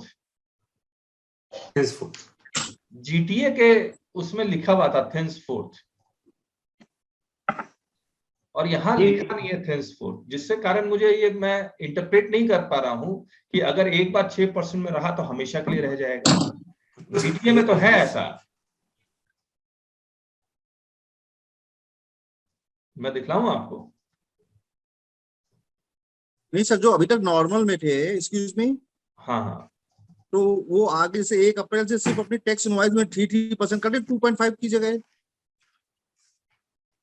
ठीक बात है, मैं एग्री करता हूँ इस बात को, लेकिन अगर आप 6 से 12 में आना चाहते हैं तो कब आ सकते हैं? इसमें तो साइलेंट है, इसमें तो अभी कुछ कहा नहीं गया है। इस पे अभी कुछ वही डिस्कस कर रहे हैं हम लोग। एग्जैक्टली वही डिस्कस कर रहे हैं। अब मैं आपको एक वर्ड दिखलाता हूँ, देखिएगा। ये देखिए, ये GTA का जब उन्होंने रेट निकाला, टैक्स रेट ऑन GTA, तो उन्होंने 5% without ITC and 12% with ITC निकाला था ना। देखिए, provided that the GTA opting to pay IGST at the rate of 12% under this entry shall henceforth be liable to pay integrated tax. समझ में आ रहा है आपको? अब इन्होंने तो कुछ लिखा ही नहीं है इस नोटिफिकेशन में 6 से 12 में, 12 से 6 में मैं कब आ सकता हूं, कब जा सकता हूं। फाइनेंशियल ईयर होगा सर मेरी समझ में। नहीं, देखिए, कॉमन सेंस तो हम लोग हमेशा लगा सकते हैं। जी। हाँ, एग्जैक्ट बिल्कुल कहीं साइलेंट है उस पे। हाँ, वो साइलेंट है, तो ठीक है। एग्जिस्टिंग इन कंपोजिशन, ट्रेडर है और कंपोजिशन में आप ऑलरेडी है तो आपको कुछ करने की जरूरत नहीं है, आप रहिए वहां पर। No need to out from composition scheme. Remain there if your aggregate turnover is up to maximum threshold limit. Pay tax at the rate of 1%. तो मेरे तरफ से डिस्कशन ओवर है। आप लोग को कुछ कहना है तो बताइए, हम लोग डिस्कस कर सकते हैं। सवाल पूछना पूछ लीजिए। सर जो नोटिफिकेशन है मिल जाएगी हमें सर, जो आपने, हाँ जो अभी इसमें सारा एडिट करके लिखा है, अभी चैट बॉक्स में भेज देते। चैट बॉक्स में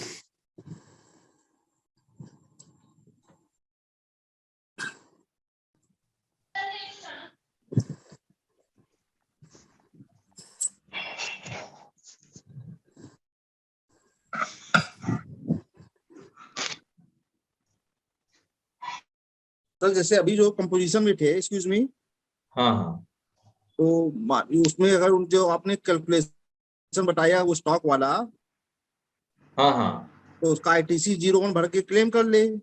करेक्ट। और अगर वो 6% पे रहता है, हाँ, तो उसकी बुक्स में पड़ा रहेगा वो। यस यस, ठीक बोल रहे, ठीक। अगर नेक्स्ट ईयर वो 12 पे जा रहा है तो काम आ जाएगा। यस यस, बिल्कुल आ जाएगा।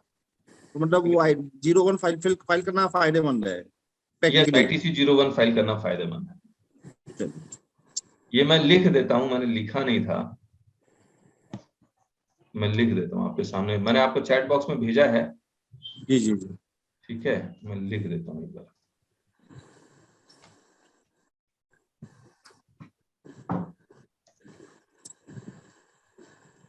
And also file ITC 01.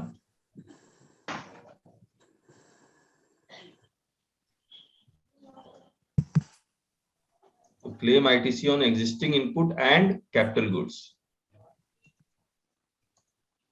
Hello. Even if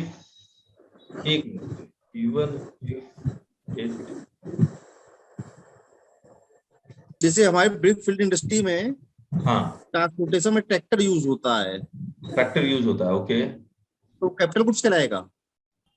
tractor trolley capital goods होगा। हाँ हाँ, ठीक सर। आप ट्रैक्टर का ITC क्लेम कर लीजिएगा। अगर कंपोजिशन में, अगर रेगुलर में ऑलरेडी थे तो आपको तो उसका क्रेडिट मिल ही गया होगा, है ना? हाँ, तो मिल ही रहा है। मैं कंपोजिशन की बात कर रहा था।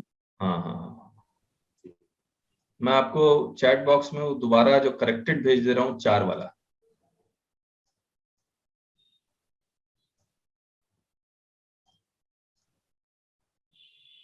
तो 4 वाला मैंने करेक्टेड भेज दिया आपको। Okay sir, thank you. और किसी को कुछ और कहना हो, अपना एक्सपीरियंस शेयर करना हो तो बता दीजिए। चैट बॉक्स में कहाँ देखेंगे सर? हाँ जी, चैट बॉक्स में कहाँ देखेंगे सर? मैं नहीं समझा, आपकी आवाज ठीक नहीं आई। चैट बॉक्स में कहाँ पर देखेंगे सर? चैट बॉक्स में कहाँ से डाउनलोड कर लीजिए? चैट बॉक्स में जाइए, चैट बॉक्स में जहाँ चैट लिखा हुआ सर। हाँ हाँ, जहाँ चैट लिखा हुआ उसमें जाइए। इसमें सर अभी आया नहीं सर इसमें। नहीं आ गया। यहाँ द्वारा सेंड टू, या व्हाट्सएप कर दीजिएगा, मैं भेज दूंगा व्हाट्सएप में। मैं व्हाट्सएप, ठीक है सर, ठीक। हेलो। हाँ हाँ, मेरे को ये जानना है कि जो पहले रेगुलर में था, हाँ, और वो 6% में जा रहा है या 12% में जा रहा है, तो उसको कोई फॉर्म बनाया ITC के लिए? नहीं, अभी तक तो कोई फॉर्म है नहीं। और वो कैपिटल गुड्स की क्रेडिट है, वो तो 6% में जाए तो यूज नहीं होगी, बाकी अंदर एक्यूमुलेट होती रहेगी, वो है वो रहेगी वहाँ। हाँ, अब आप है ना, जब रेगुलर हाँ 6% में जाएगा तो एक्यूमुलेट होती रहेगी। यस, ठीक बात है। Okay okay, thank you sir. Hello. हाँ हाँ सर, मेरा एक क्वेश्चन। मौलिन जी, मैं आपको एक बात बता देता हूँ।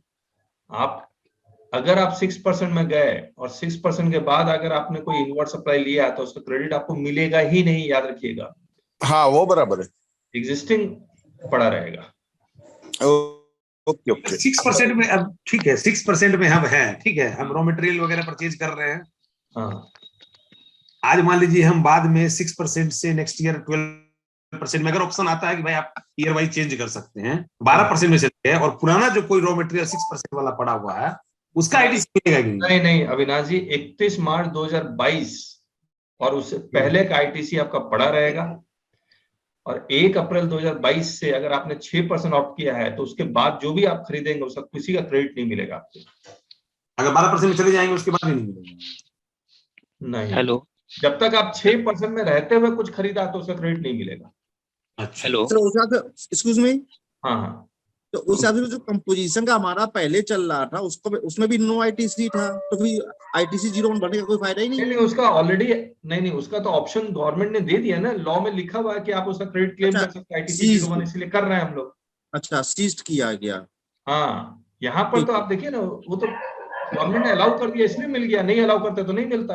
हाँ, ना मिलता। जी जी जी, ठीक, थैंक यू। और वो भी ऑप्शनल है सर जी, वो भी ऑप्शनल। आपको नहीं करना है तो आप आईटीसी 01 मत फाइल करो, अगर आपको आईटीसी नहीं कैरी फॉरवर्ड करना है तो। हाँ, वो तो डिपेंड करता है केस टू केस। ठीक है, कुलदीप जी बोलिए, क्या बोल रहे थे? और किसी को कुछ कहना? हेलो, अरे कितने लोग? एक रिक्वेस्ट है सबसे, आपसे अभी आप कर पाए तो मुझे बड़ा अच्छा लगेगा। जी गूगल मैप में जाइएगा जी। मैं अभी आपको एक लिंक शेयर कर रहा हूँ, और आज का सेमिनार का रिव्यू दे दीजिए आप।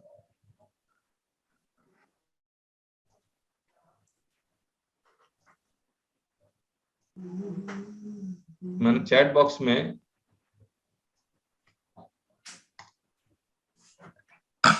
एक लिंक शेयर किया, उसको खोल लीजिए आप, और आज का सेमिनार कैसा लगा आपको उसका रिव्यू जरूर से दे दीजिए। अभी दे देंगे तो अच्छा लगेगा, बाद में आप लोग को किसी के पास टाइम नहीं होगा।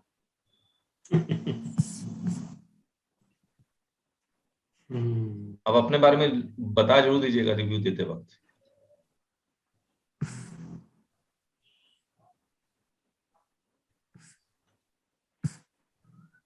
अच्छा, कितने लोगों को पता है कि हम लोग 1 जुलाई 2022 से जीएसटी का how to handle GST notices की लाइव क्लास शुरू कर रहे हैं?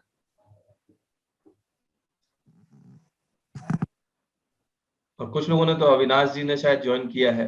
अविनाश जी आपने ज्वाइन किया है ना? जी। हाँ, राजेश जी ज्वाइन कर चुके हैं, बाकी जो पुराने हैं वो तो ज्वाइन कर ही रहे हैं। सर कब से है? 1 जुलाई? 1 जुलाई 2022 से।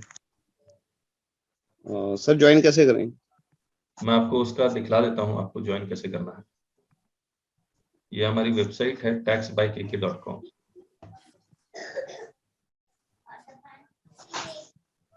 इसमें आपको पूरा शॉप में जाके लाइव कोर्सेस में जाइए, और यहाँ ऑनलाइन जीएसटी कोर्स है, how to handle GST notices and other chapters, और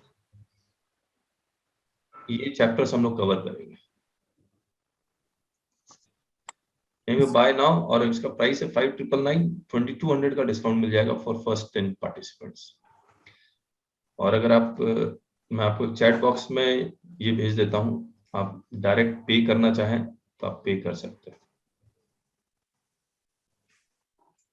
ठीक है सर। काफी डिटेल्ड क्लासेस है, आपको ये वाले सेमिनार में, आपको ये वेबिनार में आपको पता भी लग गया होगा कितना डिटेल हम लोग कर रहे हैं।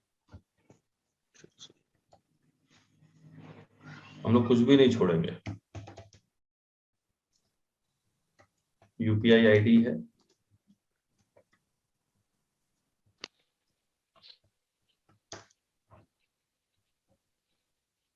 Three seven double nine. तो मेरा तो 599 चला गया था जी। मेरा पेमेंट तो ज्यादा चला गया। हाँ, तो अब हम लोग के लिए गिफ्ट है वो।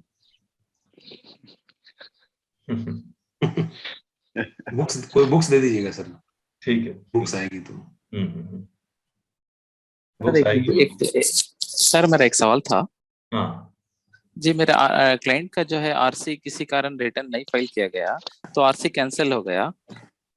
अच्छा, तो मैंने उसको आकर अभी देख, सर्कुलर आया था, सर्कुलर नंबर 158 692/2021, उसमें लिखा था date of application for relocation registration can be extended further from the period of 60 days 30 plus 30 the joint commissioner or by additional commissioner. Correct. क्या है सर्कुलर नंबर बताइएगा आप? Circular number 158 sir.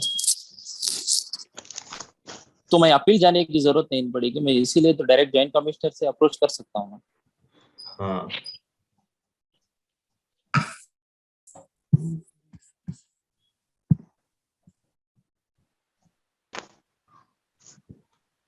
कब cancel हुआ आपका?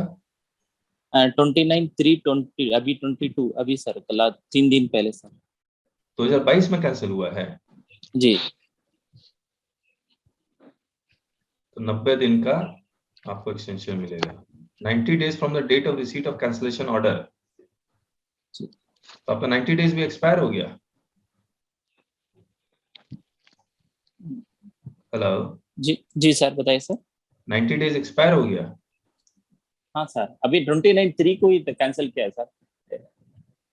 29 मार्च को कैंसिल किया है। 29 मार्च को सर।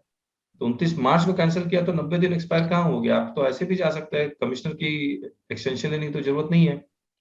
नहीं, सिस्टम अलाउ नहीं कर रहा है सर, क्या नहीं जा रहा है सर। सर इसमें हेलो हाँ सर इसमें अपील हो जाएगी फाइल रिवोकेशन के लिए ना?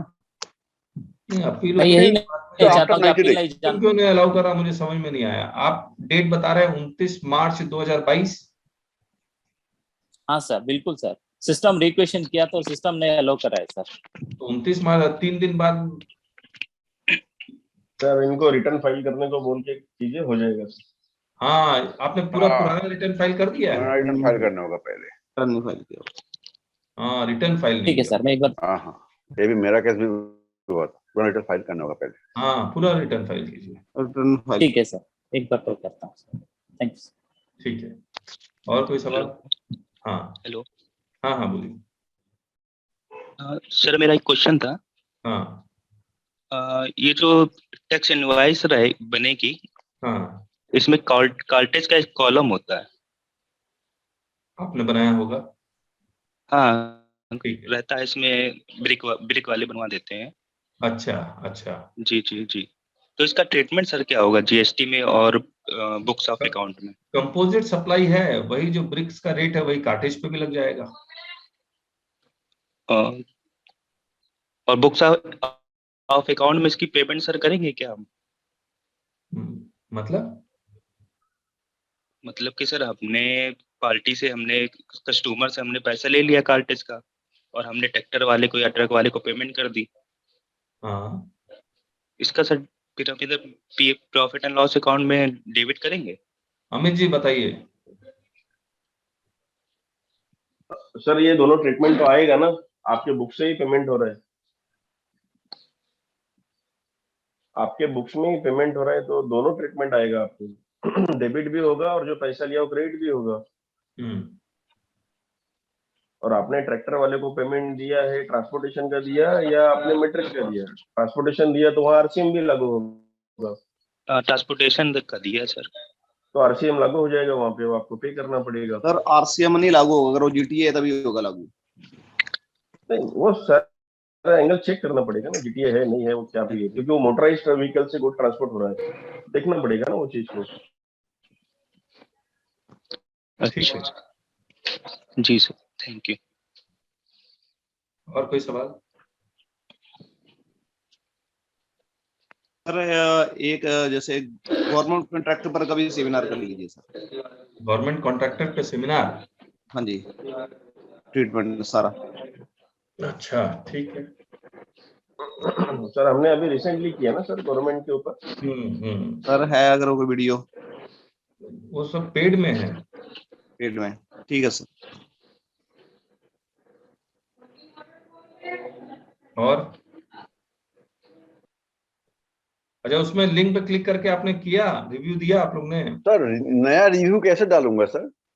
कैसे डालूंगा मतलब क्लिक कीजिए और रिव्यू आ जाएगा उसमें। नहीं सर, जिसने किया ऑलरेडी वो दोबारा होने नहीं दे रहा है। नहीं जिसने, क्यों नहीं होने दे रहा है? वो बोले एडिट करो, बोलते पहला बार रिव्यू को। अच्छा तो ठीक है, जो नए वाले हैं वो कर दें। ओके मतलब ये रिव्यू चला जाएगा, मतलब पहला वाला रिव्यू चला जाएगा। हाँ, दूसरा आईडी से करेंगे तो हो जाएगा मुझे लगता है। तो कई बार रिव्यू करते भी तो आता नहीं है हम लोग के पास। कर देंगे आप लोग, फिर आज का वेबिनार खत्म करें। ओके चलिए, so thank you so much. Thank you sir. Thank you sir. Bye bye.